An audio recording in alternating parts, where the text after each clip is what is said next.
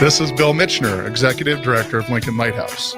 Did you know Lighthouse provides multiple programs for students such as one-on-one tutoring and mentoring, as well as pro-social skill exercises, while providing them a nourishing meal and a safe space during all months of the year, even during school breaks? Learn more or contribute to Lighthouse at lincolnlighthouse.org today.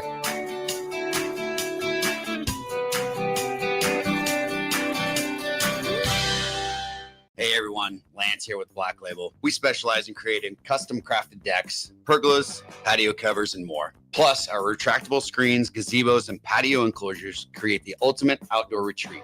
With over 50 years of combined experience, we're not just builders, we're creators of unforgettable memories. Call them today at 402-730-6333 or visit blacklabelbuilt.com for a free consultation. Let's turn your backyard dreams into reality. Black Label Built, built to serve, built to last. John Henry's has a brand new membership club to protect your entire home in one program. With a VIP and a deluxe option, we will help you find the plan that best fits your needs. Receive discounts on services and equipment, priority service, complimentary inspections, and so much more. Protect your home's plumbing, heating, cooling, and electrical systems all in one membership. Call John Henry's to learn more. 435-5555. John Henry's Plumbing, Heating and Air, and Electrical. Hey volleybalfans, this is Laura Dijkema, national player of the Netherlands, and now the setter on Omaha's newest professional team, Love Omaha Volleyball. League volleyball is bringing the heat this year. Don't miss your chance to see Olympians, national players, and national champions right here in Omaha from now through April. We can't wait to see you cheering for us in the stands. Visit lovboma.com to buy single match tickets to see me and Love Omaha volleyball in action. Go Big Green! The electrical workers of Local Union 265 are now hiring licensed journeyman electricians from $32.50 to $42.50 per hour with paid benefits. And if you're looking for a new career, they're hiring apprentices at $19.50 per hour with paid benefits. Call the office at 402-423-4497 to apply. Start your electrical career today. At Parkview Animal Hospital in Lincoln, it's not just a professional care that sets them apart, but their warm staff and state-of-the-art facilities. Whether it's for a routine checkup or a comprehensive medical procedure, at Parkview, your pet isn't just another number, but a valued member of their caring family. Visit them at pahlincoln.com today and in person just south of 14th and Pine Lake Road. Parkview Animal Hospital, your pet, our passion. For happier, healthier furry friends. What's going on, fans? This is Lexi Rodriguez, four-time All-American at Nebraska and now proud member of Omaha's newest professional team, Love Omaha Volleyball. League One Volleyball is bringing the heat this year. Don't miss your chance to see Olympians, national players, and national champions right here in Omaha from now through April. We can't wait to see you cheering us on in the stands. Visit lovboma.com to buy single match tickets to see me and Love Omaha Volleyball in action this season. Go Big Green! Garage doors can break down or quit working at the worst times. At Doors Plus, they understand that a broken garage sometimes means repair and not replace. Sometimes, all you need to make your door like new again is a few bolts, realignment, or even a new balance. Trust the pros at Doors Plus to handle your garage door repair the right way so you can get on with your busy schedule. Visit them online at doorsplusllc.com or give them a call at 402-590-5800. At Farm Bureau Financial Services, we strive to provide you with the right coverages for all your insurance needs by taking the time to meet with you and review what coverages best fit your needs. So whether you're in the market for home, auto, farm, business, life, or a combination of any of these coverages, we can help with making sure you, your family, or your business have the right coverage based on your individual needs. If you would like to review your insurance needs, please contact Ben Spurt with Farm Bureau Financial Services at 402-217-9945 or through email at ben.spurt@fbfs.com. Well, it's the middle of winter, the holidays are over, and the weather is unpredictable. Isn't there anything to look forward to? You bet there is! Cash Blast from your Nebraska Lottery is back! Until April 1st, buy a 2x2 ticket and enter the voucher number online for a chance to win one of 7 weekly drawings for $5,000 or $500. And if your voucher is from a 7-day draw ticket, your prize is doubled. Hey, there's nothing like a little green to cure the winter blues. 2x2 top prize odds, 1 in 105,000. 93.7 The Ticket. Fox KFXL weather. Sponsored by John Henry's Plumbing, Heating, and Air Conditioning. Your Lincoln forecast for today, light snow possible this morning. Otherwise, partly sunny and cold. We'll see a high of 5 above. Tonight, mainly clear, very cold with a low of minus 18. And tomorrow, mostly sunny and cold. An afternoon high around 8 above. I'm meteorologist Kyle Klecker for 93.7 The Ticket and theticketfm.com. This is Bill Mitchner, Executive Director of Lincoln Lighthouse. Did you know Lighthouse provides multiple programs for students such as one-on-one tutoring and mentoring, as well as pro-social skill exercises, while providing them a nourishing meal and a safe space during all months of the year, even during school breaks? Learn more or contribute to Lighthouse at lincolnlighthouse.org today.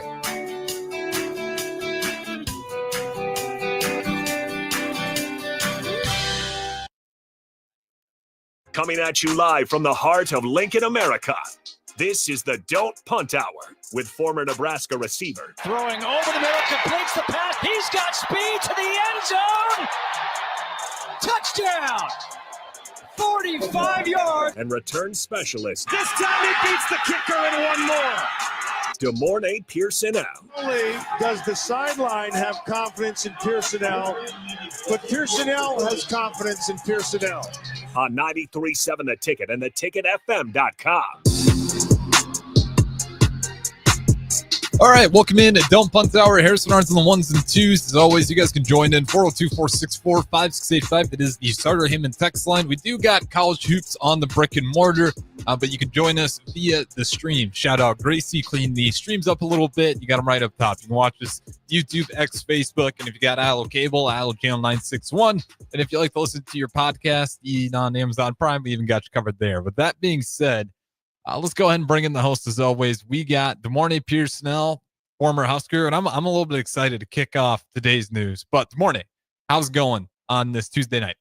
Going real well. Bittersweet about the game last night, but it was close.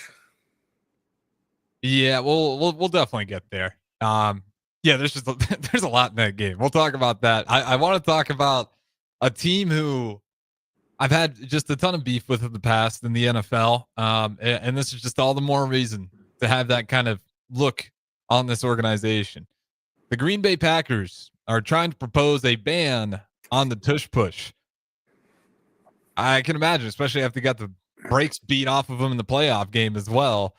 Basically saying it's just let me get the actual quote from Mark Murphy, the CEO.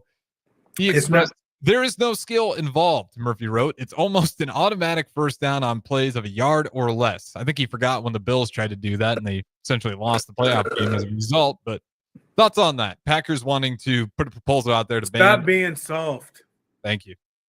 Like, come on now. Like, there was no other problem with just regular QB sneak. It's a QB sneak just done in a different way.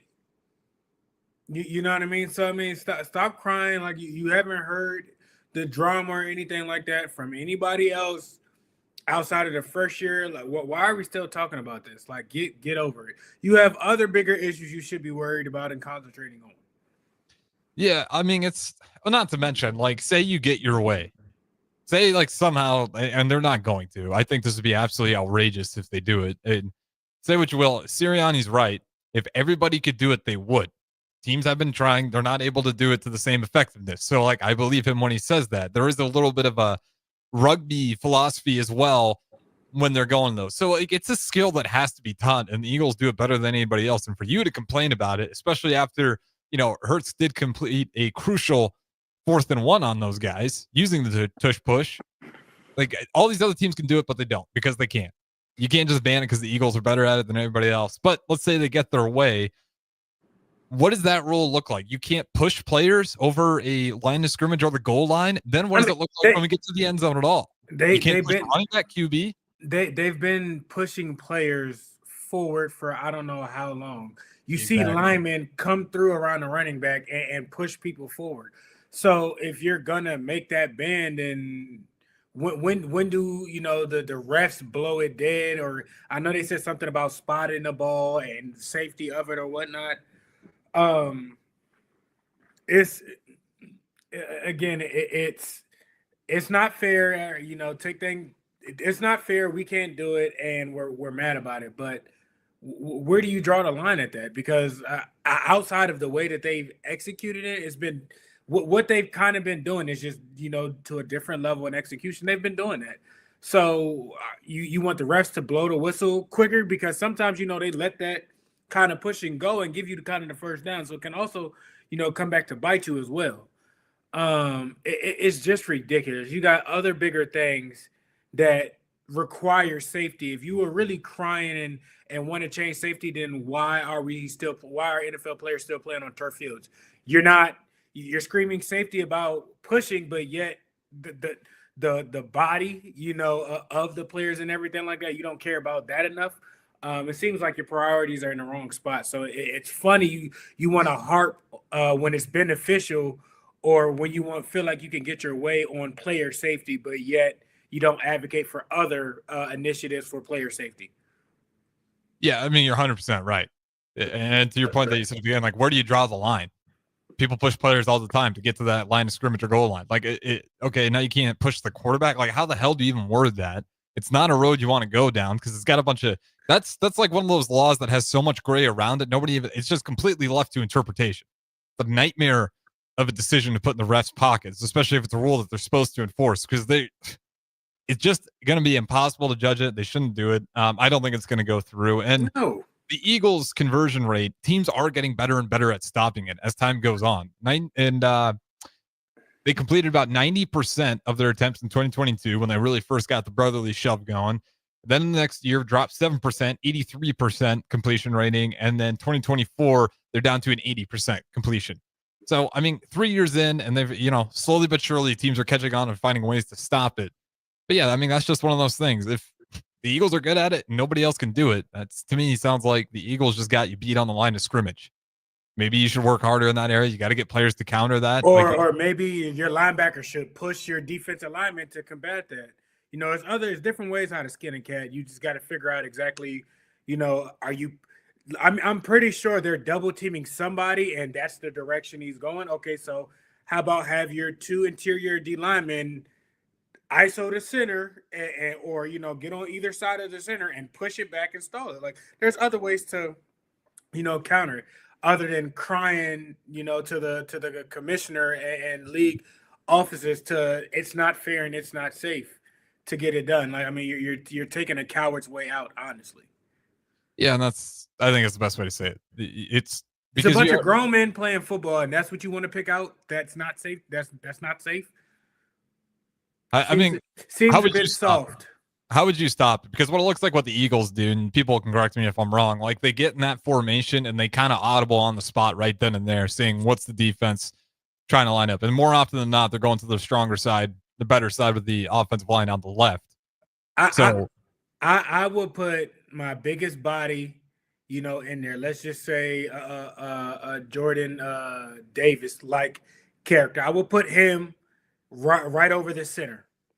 I would mug up the A gap. What I mean by mug, both of my linebackers are standing in the A gap and the B gap, and you just make a pile and mesh right then and there. Then outside of that, your 3 tech on either side and everything like that crash down to stop, penetration and everything like that. And we'll see where it goes.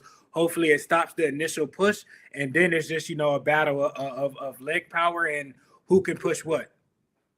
Yeah, and it doesn't surprise people when you see why the Eagles are so good at it. They're just bigger. Their quarterback squats a ridiculous amount. I mean, that's squats over 600 pounds. Yeah, and then you can put your 3 biggest defensive linemen right up front, and tell your linebackers to jump over the top like Troy Polamalu and go there. Like, I mean, or push your D linemen lower than their offensive linemen to kind of give it a stalemate. I mean. That's pretty much, I feel like the two ways to stop it. Yeah. And you know what? If you don't have the players, that's on you. You got to recruit better. That's what, especially if the Eagles are in your division, you got to think about that. Every team's got their bread and butter. Eagles, it's physical. And if you can't stop it, they're going to abuse you. Just because you can't stop it doesn't mean you got to put we can't stop it. We got to ban it. It's football. Like, exactly. It goes back to well, they're better at something than we are, and it's not fair. Well, a lot of teams are better at winning than you. A lot of teams are better at, playing tougher than you. Like it's other things you could be worried about, or preaching player safety, or advocating for better player safety than a tush push. I like it. I couldn't have said it better myself. We can't stop it, therefore we think it's unfair. I mean, that's literally the mindset going. It's not going through. I'd be very surprised. And I'm pretty sure it's not, and I'm not calling like the player soft. No. Because I know it's not really them. Like, yeah, do you complain about certain things or whatnot? Yeah, fine and dandy, but they're not running to the head coach to stop anything. And which is crazy is because their head coach is an offensive guy. Have you ever thought about maybe doing it with Josh Jacobs, maybe to kind of, or a tight end, maybe? I mean, we've seen the Chiefs, do things different and everything like that. But I mean, we know their quarterback is a bit, I don't want to say injury prone, but a bit, fragile. So I don't know if you would like to do that. But I mean, there's alternatives to, do things like that. But we know their offensive line isn't their strong point. We know their defensive line isn't really a strong point. So there you have it. Yeah, you're going to get beat up by a team that's more physical for you unless you don't shore up those areas. And you're a younger team, so it's not that surprising when you look at the veteran-led team, especially in the trenches when it comes to the Eagles. And that was a team that looked like they should have won the Super Bowl. That tush push looked unstoppable because they were unstoppable on the line of scrimmage. That's the whole damn point of how they won that Super Bowl. That's on both sides of the ball. Exactly. Not just on one, on both sides. Yeah, and then, when they're blocking good, you got Saquon, and also one of the best running quarterbacks, and Hurts. Like, that team was just a nightmare. So I'm glad you agree. I was going to be surprised if you didn't agree with me, but yeah, there's my shaming of the Green Bay Packers ownership. I'm sure the fans didn't vote for this, and like you said, the players didn't probably vote for it either, but ownership, shame on you. I mean, that's wrong player safety to focus on. Yeah, absolutely. Shows you really care about your players. With that being said, I think I'm done shit. Unless you got anything else to add. That's all I had on it. All right, let's do this. We'll say Nebraska basketball for the second segment because there's a lot to get into. Let's go through the QB rankings. NFL's got their own list, after postseason's all said and done. Off-season QB rankings heading into this upcoming year, who we think the best quarterbacks in the league are. Okay. And I want to see how close you are to the list because I'm assuming you don't have it pulled up right now. But no. Give me the number one quarterback in the NFL starting next season. Lamar Jackson. Yeah. I agree, and we're assuming these guys are, obviously no injuries. We don't know what's going to happen. I'm not basing it off a playoff play either and everything like that, and people, going to the Super Bowl or whatnot. But I think Lamar definitely is outright in its own. Yeah, and I think you're right to say that. The guy threw for 4,600 yards, basically 9 yards per average, 45 touchdowns to 5 interceptions. 1,000 rushing yards. So he rushed for 1,000 yards and threw for 4,000, had 45 touchdowns, only 5 picks on the year. But he did have 11 fumbles. That's the one asterisk that if you want to make an argument why some of those stats are fraudulent, you can point to that. But everybody in the league's still taking that quarterback. You give me those stats and you just blank out the names, people are going to be like, give me whatever the hell that guy is because that's unreal. I'm not going to disagree. I would also put him number one heading into next year. Number two. Patrick Mahomes. I mean, it speaks for itself. They went 15-2 the whole year. He's done it with a high-powered offense. He's done it with, no receivers and everything like that. I mean, in the past 5 years, he's been to the Super Bowl, 4 times probably? I mean, it's a dominance. So, yeah, just that alone, it doesn't matter what his team looks like. You're going to have to go through Pat. Are you surprised to see the NFL put him all the way down at 7? That's crazy. I think so too. I know here's the stats. And so he had 4,600 passing yards. No, 4,600 passing yards. Let's say that's pretty good. 7-yard average. 31 he had under 10. He had under 10 interceptions probably, or right at 10. 13. But 39 touchdowns. So I mean, you're getting damn near 40 touchdowns, 13 interceptions. One every other game, or okay. And that number, that's probably 12, not including the one in the Super Bowl, or 2 in the Super Bowl. That might be 11, not including the 2 in the Super Bowl, because I don't know if that's including that or not. This is just regular season. 11. Oh, regular season. Yeah, they're going ball just off the regular because this would be very hard. Yeah, you can't give the stats and then have everybody just kind of with the playoff stats added. You're gonna have other people jump. But yeah, all the way down to 7. I thought it's crazy. I'm right there with you. I'd put him at 2 or 3. Yeah, because I get it with the stats, and I'll go ahead and give you who that third one would be. Probably Josh Allen, Lamar, and then you can be pretty back and forth between those two.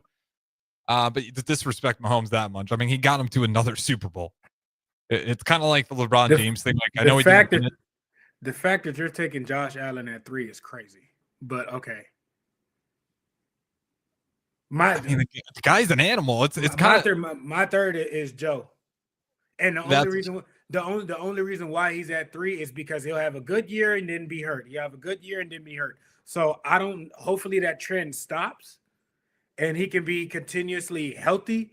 If he made the playoffs and it was on a better winning team, if he had a better defense, he can make that push to be number 2. So I got him at 3. I'm not gonna blame you for it. They also got him at 3 because obviously they have Mahomes all the way down there at 7. So they actually have Josh Allen at number 2, Burrow at 3. There's a good argument for Burrow, especially with the roster he's had in the offensive line. He threw for just about 5,000 yards. He was 80 yards short of that. 43 touchdowns, only 9 interceptions. He also rushed for 200 yards on the year. And the problem for the Bengals is, I mean, it's the defense. Yeah, is that what you got to do? I mean, you got it. They needed to go out and get solid. That's what they needed to do. They'd have got that. I mean, you're knocking on the door of a Super Bowl. What's the window look like for the Bengals and Burrow? Is there a world where Burrow leaves? It depends on this offseason with what they're doing with T. Higgins or not. We've already seen them take a step back once they lost Tyler Boyd, once they lost Jesse Bates, once they lost Joe Mixon. So. If T goes, a lot of teams can focus even more so on Jamar Chase, and outside of T Higgins, I mean, what other receiver really stepped up? I know they had the rookie there out of Alabama. He was nice, but I mean, he wasn't anything. I mean, you have a perfect combination with those two. I think Gesicki was there, right? He was a nice addition. Brown was nice, but you still was missing Joe. Yeah, and that offensive line's got to get better too to protect him. Like that's part of the problem. When Joe's healthy, keep him that way. Like you're just letting that guy get lit up. Very similar to the Bears, where they lost some. They lost some key defensive players. They spent more money on the defense to try to replace it, and the offensive line kind of got left in the dust, and then it got really badly exposed. When you hear guys like really any of the great coaches, like that offensive line is crucial to ensuring, because you're just not going to have any shot, or you're going to be in jeopardy of losing your quarterback midway through the season. Both things are awful. Number 4, who do you think the NFL's got? You would have to go with Jalen Hurts. Like if you don't, that's crazy. I don't even know where Hurts is on this. He's my 4th. Regardless of stats and everything like that, he's within his time being in the NFL, he is one of the more winningest quarterbacks. He's gotten to the Super Bowl twice. The quarterbacks before him, outside of Patrick Mahomes himself, he's slain the dragon. So that alone, regardless of whatever you can say, the people around him and everything like that, he's found a way to win, and he's a Super Bowl champ. So I don't care that Josh Allen has won a MVP. The fact that on their list that Jalen Hurts is not in front of Josh Allen is crazy. He's a Super Bowl champ, Super Bowl MVP, and he's been there multiple times, and he's done the one thing that some of them other quarterbacks that they have in higher positions haven't done, and that's beat Patrick Mahomes in the postseason. Yeah, and to your point, I love Lamar, or not. Well, I like them both. I love Josh Allen, watching him play, but Lamar should have got the MVP easily. Like it should have been his. Where do you think they got the one Super Bowl quarterback in Mahomes all the way at 7? Where do you think the other Super Bowl quarterback's at? I'd probably say either 9 or 10. Ah, good job. Number 9. I got him all the way down there at 9. And I get it. If you're going just based off stats, you might put him down there. But I'm in the same camp. Like his stats are going to be lower because they had freaking Saquon Barkley. It to me sometimes it's just that simple. That's not his fault. Like I mean, exactly. We can go look at Tom Brady when he has some of those early, great defenses in New England, but we don't hold that against him. But for whatever reason, Jalen Hurts gets stuff, they're throwing stuff at the wall to see if it sticks. So no, I got him at 4 as my best. Who is the NFL's? Jared Goff, which I don't hate. I'd put him a little bit lower, but I'm okay top 10. We're getting to him. He's not in the top 5. We're getting to him, but I like Goff. So they got Goff. For the sake of time, we won't read the stats every single time. I'll just read the big ones. He threw for 38 touchdowns, 15 interceptions, about 5,000 yards on the year through the air. You can imagine he didn't really rush a whole lot. Number 5. I will put Josh Allen here. Okay. I don't hate that at all. We'll just move on then. It's not Josh Allen. Obviously, he's number 2. Okay.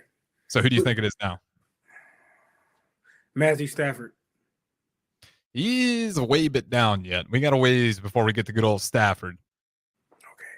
Okay. All right. Well, he is top 10. Excuse me. Who's 6 then? I mean, or who's 5?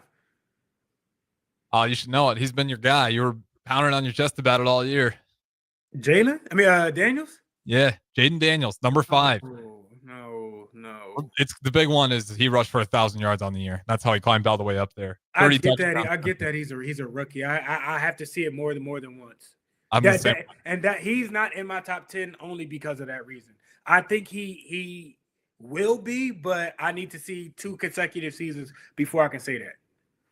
All right, this one's probably the funniest because I love the revenge story behind it. Number 6. For me? Just for I don't know if you'll think it's funny, but I think Baker probably. Yeah, it's Baker. The Baker Mayfield magic. He had 4,700 yards through the air, 43 passing touchdowns, 16 interceptions. I actually don't hate it. I'm not. I got Jared Goff at my 6. Yeah, I'm good with either of those, but I do like seeing Baker Mayfield get that magic. And every time, man, Browns just got to be kicking themselves. I still can't believe they did that to him. So we said it, 7, Patrick Mahomes. We're just going to go through the top 10. We're not going to go through the entire thing. Number 8, this is where Matthew Stafford falls. He is down there at number 8. 24 touchdowns, 8 interceptions. It really wasn't a great year for them, but there's a lot of injuries, problems, especially early on with wide receiver rooms. Maybe they're factoring that in. Then we said it. Number 9 was Jalen Hurts. Number 10, this one. If they say Sam Darnold, I'm through. It's not. I'll tell you where Sam Darnold's at because he's not in the top 10. Okay, well, it'll be C.J. Stroud. Nope. Sam Darnold's 13. C.J. Stroud is not in the top 10. Who's 10? If they say Bo Nix? 15. Bo Nix? Jordan Love. There's no way, right? And I'm not, as a Bears fan, I wanted to get your opinion on this. And this was another reason why this thing piqued my eye because I saw Jordan Love sneaked in at top 10. I think he's a top 15.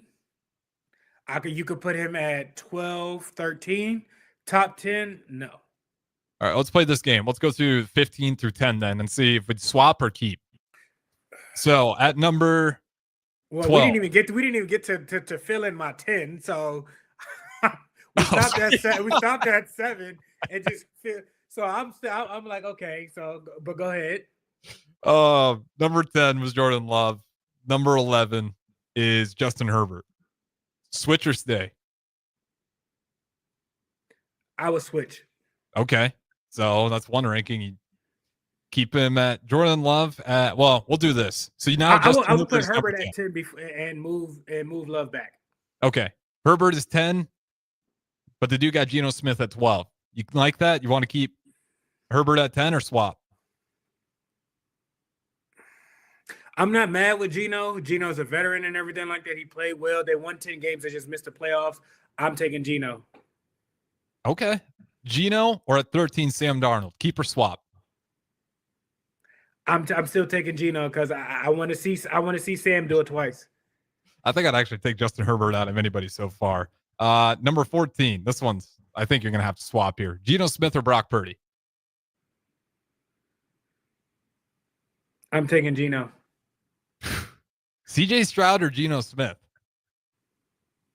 I'll take Stroud. Okay. Yeah. And I want to get to 15 because CJ Stroud is down there at 15. I figured that if anybody's going to switch, it's going to be him. I'm a little bit surprised. What Purdy is, he did well. I think it's just Shanahan's system. I'm not saying he's not. Jordan Love and Purdy are somewhat in the same position. I think higher of Purdy than I do Love. I think Love is a good quarterback and everything like that, but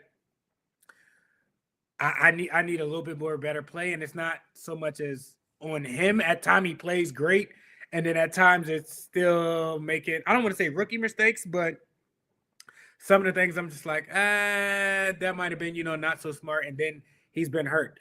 Sometimes the team when, Malik Willis got in there, the team, looked different and different than he was commanding it. So anytime a backup kind of comes in and commands that, and it's you can tell a difference. I don't know if that's so much as the system or more so, the guy. So that's why I'm a little bit lower on Jordan Love. Think he's an awesome quarterback. Think he's good. I just think it's a little bit more I have to see. I'm the same way. There's moments where obviously we've talked about before. He's got that fat contract with the Green Bay Packers. So at first he's their guy. He deserved it. Not taking anything away from that.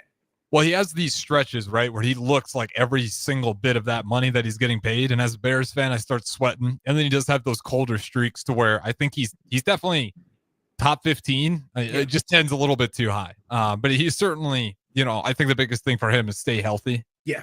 Because we see that when he has those cold streaks, it's usually coming off an injury or, it's like he's got to sit out for a little bit or he got a little bit banged up in practice. And I just think he's a good quarterback. And he has a young receiver core. Like some of these top 10 quarterbacks, like what do they have? They have, veteran receivers or a top 5 receiver or a top 10 receiver or, a great 1-2 punch. Not to say that the Green Bay doesn't have a great 1-2 punch, but it's not top tier receivers just yet. So just imagine, if they get a caliber of I know they had Devontae Adams. He left. If he knew what he knew or whatever, now, he still might have been there.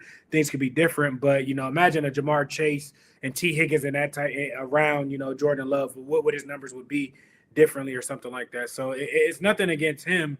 They're a young team and they're still growing. Yeah, and to be fair, he looked better than Rodgers. Final thing, where do you think Rodgers landed on this list? Probably somewhere in the 20s, 18 to 20. 22. He landed 22. And then my guy, Caleb Williams, just barely on there. 28. I was close. Just ahead of Aiden O'Connell and Michael Penix and Malik Willis.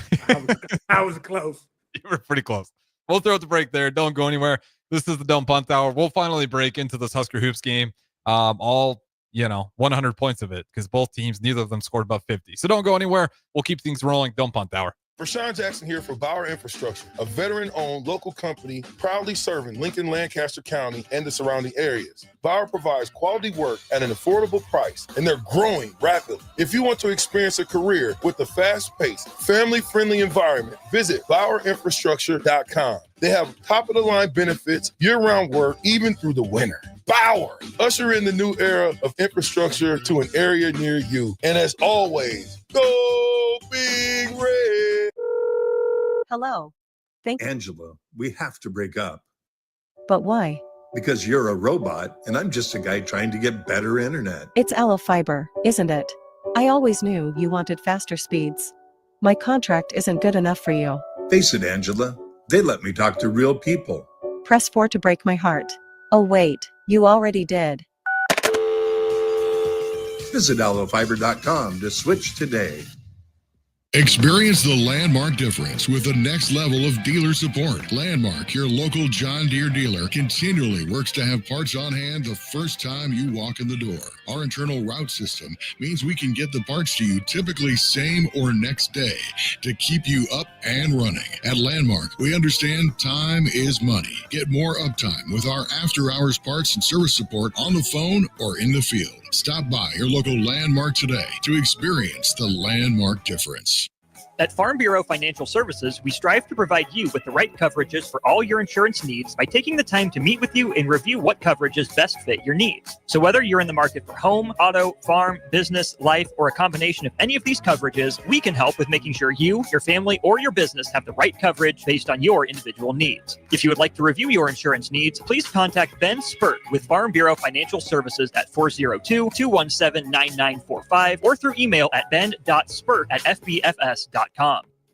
Big box stores are tempting for buying equipment for your high schooler in sports or for yourself in your sports leisures. But buying new is awfully expensive. Why not go somewhere with new and used options? Play It Again Sports is quality, slightly to gently used equipment, and 50% of their inventory is actually new equipment. And it's more than baseball, softball, and golf. They also have equipment for disc golf, fitness, hockey, and more. Plus, they're always buying products. Bring your gear you're done with and get trade money on the spot. Play It Again Sports at 48th and Vine. Hi, Sean Callahan here for Koppel Chevrolet GMC, and on behalf of the entire Koppel team, we would like to say thank you to all of our loyal customers and employees that have allowed us to become one of the most successful GM dealerships in the country for the past 50 years. So we are celebrating that with some huge discounts. Right now, we have up to $13,500 off MSRP or 0% APR on select new models, and new Blazer EVs are leasing for $279 a month with zero down. So check us out online at koppelcars.com. All deals with roof credit. See dealer for details. This is Bill Mitchner, Executive Director of Lincoln Lighthouse. Did you know Lighthouse provides multiple programs for students such as one-on-one tutoring and mentoring, as well as pro-social skill exercises, while providing them a nourishing meal and a safe space during all months of the year, even during school breaks? Learn more or contribute to Lighthouse at lincolnlighthouse.org today.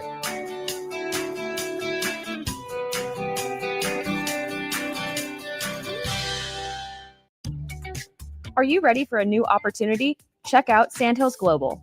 Join a dynamic team where your skills are valued and your career can soar. We offer full-time positions with a 4.5-day work week, competitive pay, excellent benefits, and a positive work environment. From IT and marketing to sales and finance, we're looking for talented individuals just like you. Apply today at sandhills.jobs and take the first step towards an exciting future. That's sandhills.jobs. Don't wait, apply now. Not many businesses can say they've made it 60 years, but Madsen's Bowling and Billiards can. With 12 bowling lanes and the biggest pool room in Nebraska, where else would you go to enjoy an afternoon or evening? There's great daily specials like $2 Tuesdays. Games of bowling, shoe rental, draft beers, and tacos, all just $2 each. Have a delicious burger at EJ's Lounge before or after your bowling or pool session, and you'll leave satisfied. Madsen's Bowling and Billiards at 47th and Dudley. Attention all wing fans! Buffalo Wings and Rings has daily specials that will make you want to stop in on all days of the week. Kids eat free on Mondays, and on Tuesdays, enjoy 89-cent boneless or traditional wings at a price that makes the whole family happy. And come back on Wednesdays for $1.29 chicken tenders all day long. Get to Wings and Rings today at 68th and O or in Williamsburg Village. I used to smoke. I thought of cigarettes as my best friend. They were always there for me when I needed a break. I also thought cigarettes were my best friend, and then they gave me peripheral artery disease. I smoked and had a stroke. Actually, multiple strokes. I smoked and have heart disease. Here's my tip. If cigarettes are your friend, you need a better friend. Call the Nebraska Tobacco Quit Line, 1-800-QUIT-NOW, 1-800-784-8669. Paid for by Tobacco Free Nebraska. Aired with the Nebraska Broadcasters Association and this station.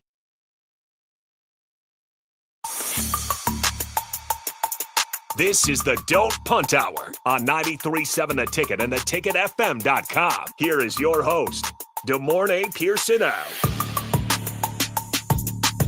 All right, welcome back. Segment number 2, and we might just be segment number 2. We'll see if we even have time to go to another break, as we are streaming only. No need to follow the radio laws of the land, as we can just do this thing in 2 segments if we wish to. And we'll talk Husker hoops here and see if we need that extra time. 402-464-5685. You guys can still join in via the text line, as well as any of the streams, YouTube, X, and of course Facebook. Good morning, Pierson-El. Let's sink our teeth into it. This was, second game in a week, really, in 2 weeks' time, where Nebraska's offense just really struggled. 21 points in the half. Once again, let's just give me your broad picture thoughts on it. They lose to Michigan at home in the vault. A good opportunity to beat a 15 ranked Michigan. And you got yourself muted there. How are you a Division I team and only one person scores double digits? Good question. That's how you have the game goes the way you need it to go. One person scores double digit. Take a guess who that one person is. You know, if I had to take a swing at it, I'm going to say Bryce Williams, the guy who's been dropping 30 casually every other night. He's the only person in double digits. He had 19 of the 21 points at halftime. You telling me two other people just couldn't get 10 points? He needed it. That second half. What do you think Michigan talked about at halftime? I don't even know.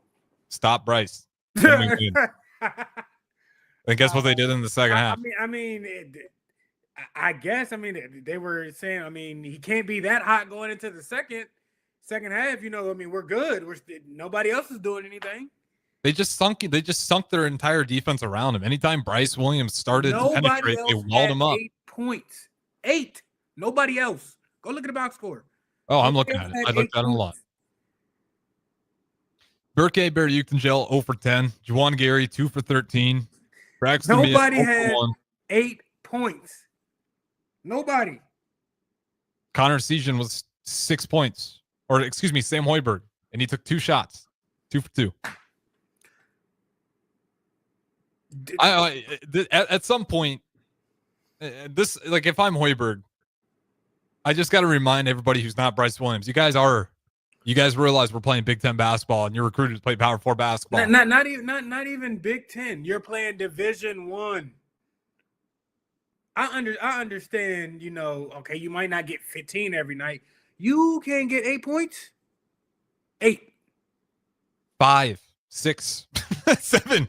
We just needed a few more. And we needed 4 points out of anybody. Outside of Bryce, the highest points scored was 6 points. That is pitiful. On the guy who took the third least amount of shots, and Sam Hoiberg. He only took 2 shots. That was the second leading scorer, was the guy who took 2 shots on. With 6 points as a Division I athlete, you're starting 5. 5 points, 4 points. They had 11 points in the starting 5 outside of Bryce. That's how you lose to Michigan. You did what you needed to do for them to win the game. They scored under 50. Yeah. You kept them under 78 or 75, whatever the number is. You kept them under 80. You telling me you couldn't get 50 points at home? On the road, okay, maybe I get it. This is at home. Y'all know the home floor better than anybody, and you're telling me 3 people couldn't get 8 points? 16 for 62. No, they couldn't. 26% on the night. That's not 3-point percentage. That's overall. That's overall field goal percentage. Michigan, to your point, 39%. Michigan 29%. Michigan shot over 30% from the floor. This was a great opportunity to embarrass a 15-ranked team in the country. They had nobody get over 15 points. Bryce alone outscored every individual player on their team. Mm-hmm. And you telling me you couldn't match? They got somebody. Wolf had 10 points. I don't know. I think it's a Gale. I think he had 12. Donaldson had 11. You telling me two other people? Y'all just couldn't get 8 points. 8, but 2. Whoever had 6 points, whoever had 4 points. Y'all telling me y'all couldn't make one more basket and we'd have won by 2. Yeah, I don't know what to tell you. It was. I don't know what to make of that game at all. It was bizarre. That is. We can talk about the refs. Screw that. I don't care. You're a Division I athlete. You get paid. You're on scholarship. You come from wherever you come from, if it's New York, if it's Florida, if it's California, Texas, I don't care. You come from all around the world. You've been playing, or all around the country. You've been playing basketball for how long? You get blessed to go to a prestigious a university. You get blessed to put on a uniform, and you can't score 8 points. Even on an off night, you can't score 8 points at home. That's the stuff that bothers me, right? You can get 8 points through hustle alone. Like you can, just by aggressively crashing the boards, getting any chance you can to put it back up. You're probably going to get hacked, fouled if you're hustling enough. And that was the difference. Michigan did a much better job attacking the boards. You talked about it. Wolf, was it his best shooting night? No, 4 for 12. It's not bad. You'll take that. But he got 10 rebounds. 10 rebounds. A lot of that's hustle, and that's how he got some of his points putbacks. You look at Golden, 10 rebounds as well. He only had 8 points, but again, that hustle. He was 4 for 8, doing good work on the glass as well. And then Donaldson, he grabs 8 boards out of that starting lineup as well. So when we're talking about less than 10 points, like we did, that's hustle plays. You look at Sam Hoiberg, how he gets a lot of his points. Hustle. He's just beating people because he wants it more, and he's very, very selective of his shots. Your second leading scorer is coming off of the bench, and he only took 2 shots. 2 shots. He could have been a leading scorer 30 seconds. I mean, that's all it really took. Gary, you couldn't give me 12? Like, you can get 12. This is like, checking stats. Give me 1 second. All season, you average 13 points a game. Mm-hmm.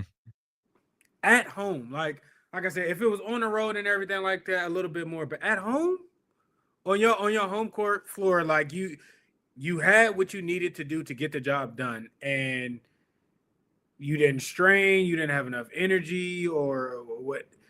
Two baskets. Well, yeah, the vault packed too. The vault was ready to party. They wanted that one bad. I mean, this team, and that's the most frustrating thing. Like the fan base is behind this team.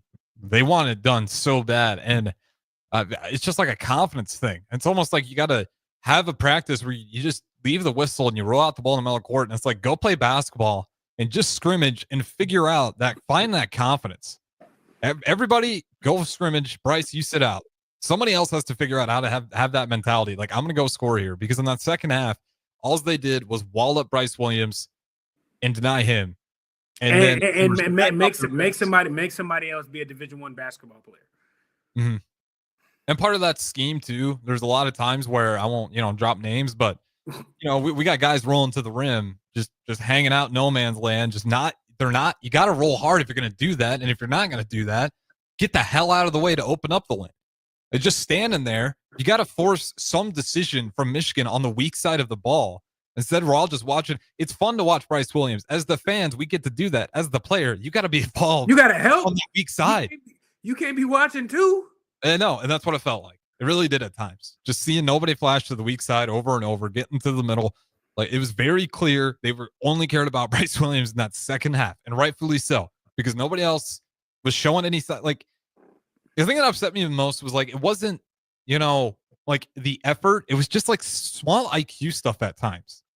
I'm not going to sit here and say those guys didn't want it. They didn't play hard, because that's not true. They did play hard and they wanted it. The thing that was killing them, though, was just small IQ and like weird confidence issues that I'm just a little bit surprised to see this late in the season.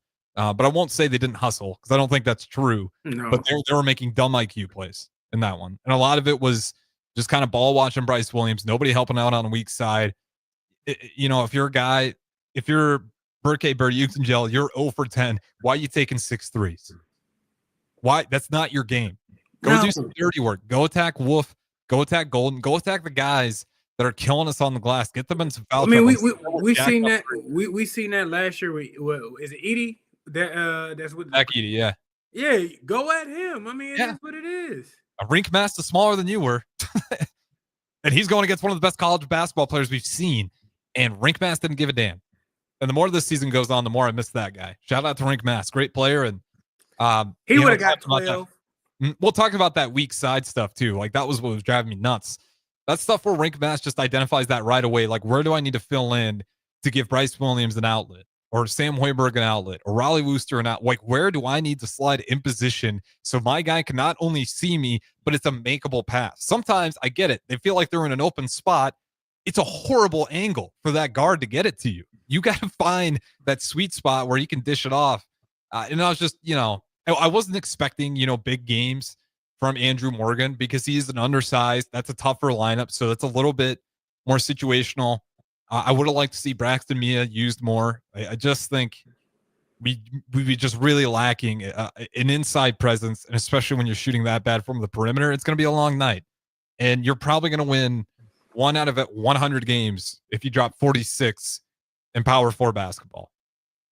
And they gave you 49. They still gave you an opportunity to do it, and you couldn't pull it off at home. Michigan is a great. They're lucky they escaped. I know they are. They're a relief, because it could have got pretty bad, and that would have definitely helped us out a lot. Well, that would have sunk their ego a little bit. You lose to Nebraska and you only score 49 points, and you're supposed to be one of the best teams in the country.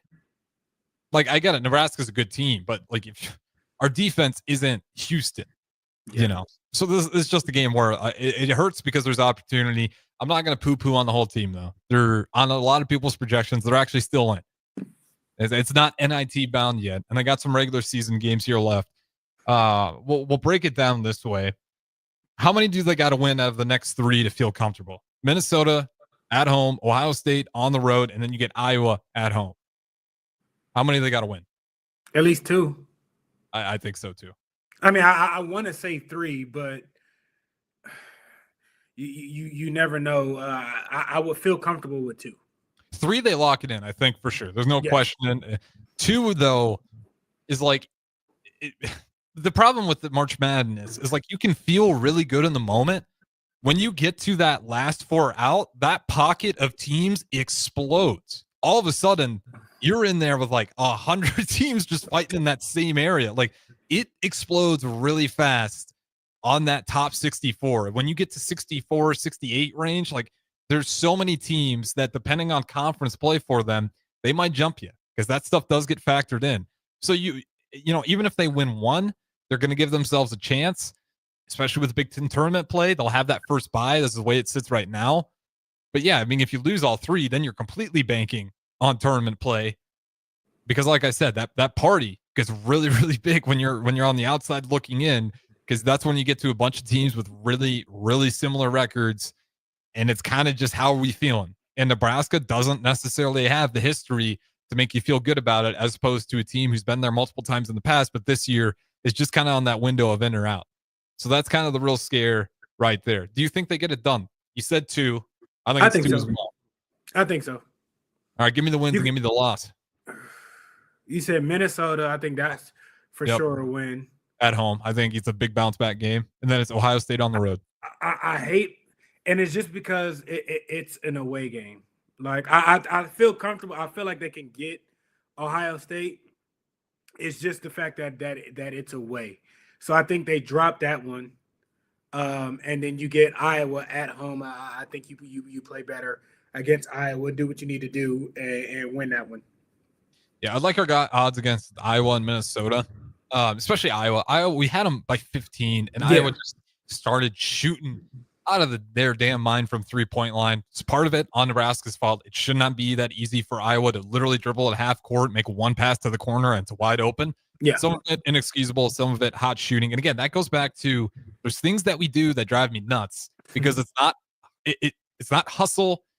It's not just bad coaching from Hoiberg. It's IQ stuff. Yeah. Like, what Iowa's doing. They're flailing in the wind right now. The only way to get back in this thing is they take early threes. How are those wide open? That's what they want. So I do think that's a game where I hope they feel that revenge factor. They shouldn't be happy about dropping that 15-point lead. And I do, listening to Bryce Williams, he's a leader. I'll give him that. He has not bashed this team once. And if there's any opportunity to say anything negative about his team, this would have been the game. Basically, all he said was, this is not the time to jump ship. What kind of confidence does that give you, knowing that Bryce Williams, despite everything that's going on, he's still getting his, teammates ready, telling him, don't jump ship. He's not throwing him under the bus. that's good with him, and that's brownie points because of the evaluation and people saying the right thing and whatnot. It's going to be under a microscope. But if he still is believing in it, has faith and everything like that, just because teams aren't the team isn't playing well and everything like that. I mean, he's around guys all day, majority of the day and whatnot. So when you got a guy like that backing you and whatnot, that instills confidence in your teammates around you. So that's a good thing to have. Yeah, and the reason why I bring that up, to me, like sometimes I hear that and I'm like, that's just the player saying the right thing. It's totally fine with that. Press conference training is a real thing. I think Bryce Williams believes this team's still good. Yeah. He remembers the run they were on, and kind of circling back to where I started with this. Like that's why I said you just got to roll the ball out there, pull Bryce Williams out, and like somebody figure out, who's going to be this other guy on offense. Is it a team effort? Is it Juwan Gary? But they got to figure out new ways to score because we're at a point in this last stretch of games. If Bryce Williams doesn't have it that night, this losing streak looks a lot longer. We don't win Northwestern. We don't win Ohio State, probably. We probably don't even win Washington. Actually, no, I'll say we win Washington. But Oregon, I'm not so sure because he came up big there again. And then, you just don't know how long that losing streak gets. So you got to find more answers than Bryce Williams. Anything left to add here on this Husker Hoops team? I know you think you have to be a team. There's no I in it. It's like, you got to help the man out. I mean, that's just it. You got a scholarship for a reason. Show it. I like it. And to my point, I'm not done on this team. I still think they're going to get a good opportunity. For sure. And I'll tell you what, when you do have Bryce Williams, it makes a lot of things easier. Before. Well, and also when you get into March Madness play, you need a Bryce. Yeah. You need a Casey. We did have Casey last year, and he showed up immediately for us. The only problem was Texas A&M also it was just too hot to handle. Yeah, it was just an unreal night for him. You kind of tip your cap to him, and then you kind of watch ahead, and you're like, oh, geez, they're giving Houston a run for their money as well.